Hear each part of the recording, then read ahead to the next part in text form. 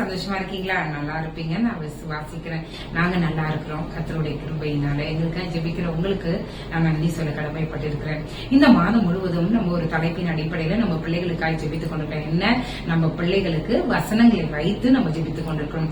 இன்றைக்கு எந்த வசனம்னா பிலிப்பியர் 4ஆம் அதிகாரத்துல 6வது 7வது வசனம். நீங்கள் ஒன்றுக்கும் கவலைப்படாமல் எல்லாவற்றையும் குறித்து உங்கள் விண்ணப்பங்களை ஸ்தோத்திரத்தோட கூடிய ஜபத்தினாலும் வேண்டுதலினாலும் தேவனுக்கு தெரியப்படுத்துங்கள். அப்பொழுது எல்லா புத்திக்கும் மேலான தேவ சமாதானம் உங்கள் இருதயங்களையும் உங்கள் சிந்தைகளையும் கிறிஸ்து இயேசுக்குள்ளாக காத்துக்கொள்ளும். இப்பொழுது நம்ம ஜெபிக்க வேண்டியது என்னன்னா, நம்மளுடைய பிள்ளைகளுக்கு என்ன தேவையா இருந்தாலும் எதை பத்தியும் கவலைப்படாம அவங்க ஆண்டவரிடத்துல அவங்க கேட்டு பெற்றுக்கொள்ளணும். அந்த ஒரு காரியத்தை நம்ம பிள்ளைகளுக்கு சொல்லிக் கொடுக்கணும்.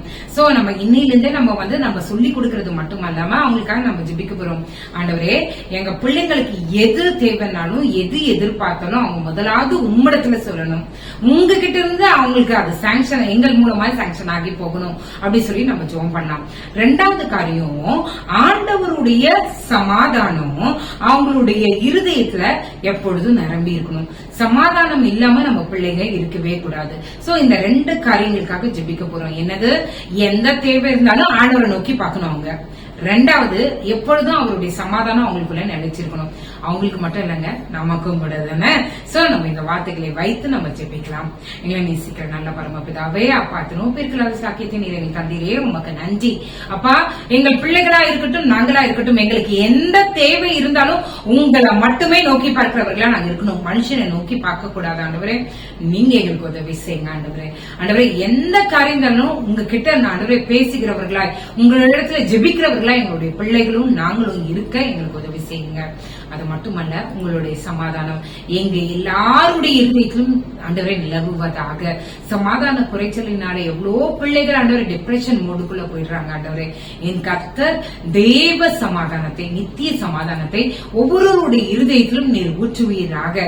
யார் யார் சமாதானம் இல்லாமல் தவறான எண்ணங்களை யோசித்துக் கொண்டிருக்காங்களோ இயேசுவின் நாமத்தினாலே அவருடைய சிந்தைகளிலே ஒரு விடுதலை உண்டாகட்டும். ஆண்டவரே, சமாதானத்துக்கு ஏற்ற காரியங்களை மட்டுமே அவர்கள் யோசிக்க, செய்ய, நடக்க, பெற்றுக்கொள்ள உதவி செய்யுங்க.